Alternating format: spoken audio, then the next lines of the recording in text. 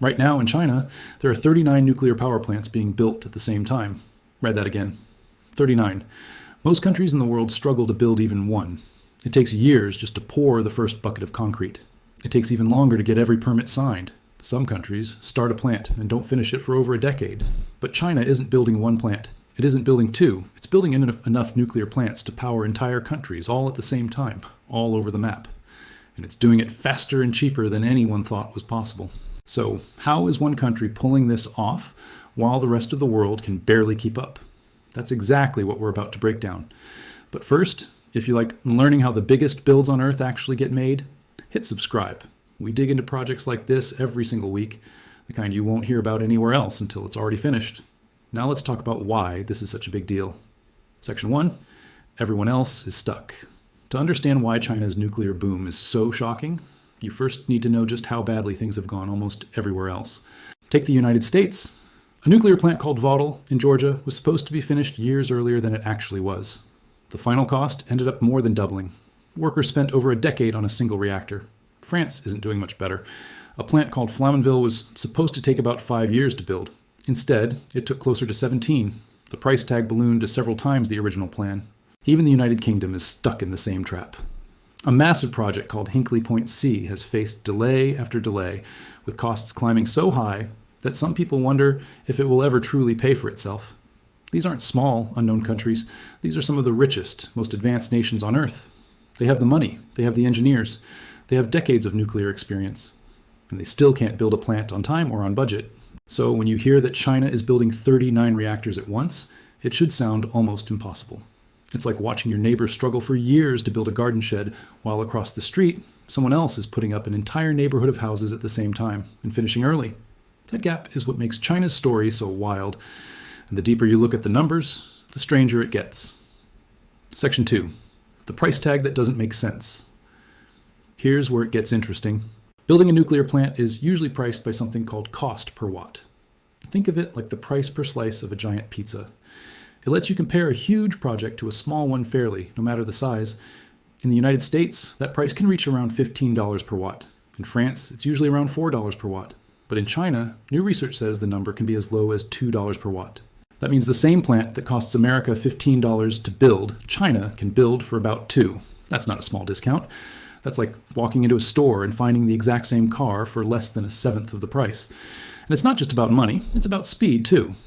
One of China's newer plants, called Fuking, went from the first pour of concrete to full power in about 5.5 years. Compare that to Vogtle in the US, where the same kind of step took about 10 years. And that was for a reactor design that had already been built twice before. So China is building nuclear plants for a fraction of the cost, in about half the time, and doing it 39 times over. At this point, you're probably asking the same question everyone else is asking. How on earth is this even possible? Are they cutting corners? Is it even safe? That's exactly what we need to dig into next. Section 3, China's secret recipe. There isn't just one reason China is pulling this off. It's a mix of a few smart choices working together. The first big one is speed of decision-making. In China, if the government decides to build a wave of new nuclear plants, that plan moves forward with almost no pushback. There's no years-long fight in court. There's no election that could suddenly cancel the whole project. The plan is set, and it happens. Compare that to countries like the US or UK, where a new government can come in and slow down or even cancel a huge project that's already underway. That kind of stop and go makes everything slower and more expensive. The second reason is even smarter. China stopped reinventing the wheel. For years, it had to buy or copy nuclear plant designs from other countries. But now it has its own design, called Hualong One. And here's the clever part. Instead of designing a brand new plant every single time, China builds the same proven design over and over again. Think of it like building furniture. If a company designs one perfect chair and then builds 1,000 copies of it, that's fast and cheap. But if they design a brand new, totally different chair every single time, that's slow and expensive. China figured out how to mass-produce nuclear plants almost like a factory line, instead of treating every single one like a one-of-a-kind art project.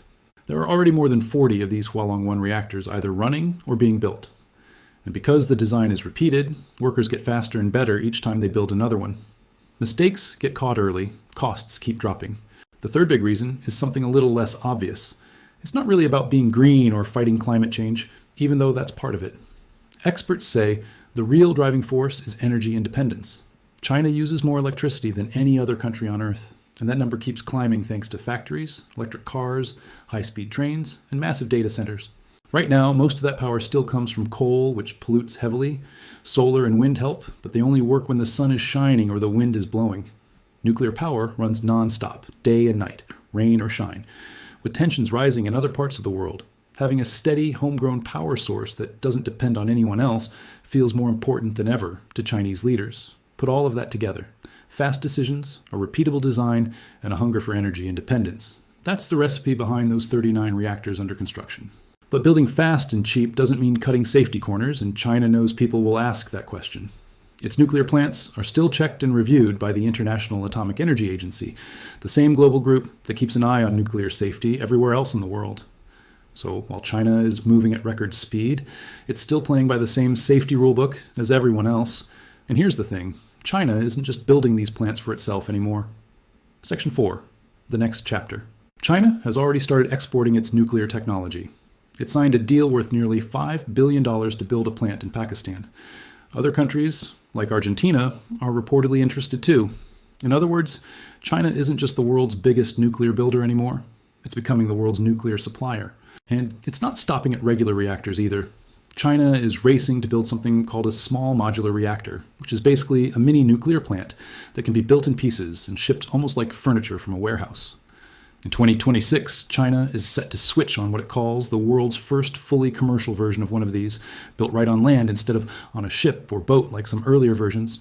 Then there's the wildest part of all. Scientists in Shanghai recently kept a special kind of nuclear reaction called fusion, stable for over 300 seconds. That's about 20 minutes, and it's a world record. Fusion is the same kind of energy that powers the sun, and if scientists can ever make it work reliably here on Earth, it could mean nearly unlimited clean power. Nobody has cracked that puzzle yet. But right now, China is one of the countries pushing hardest to be first.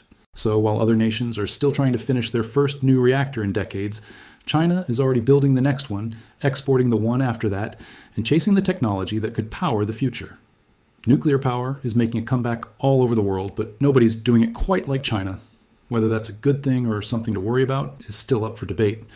But one thing is clear, this is only the beginning of the story. If this blew your mind, smash that like button and subscribe so you don't miss what comes next. Turn on notifications so you catch our next deep dive the moment it drops. Now I want to know what you think. Should other countries copy China's playbook? Or is speed like this too risky?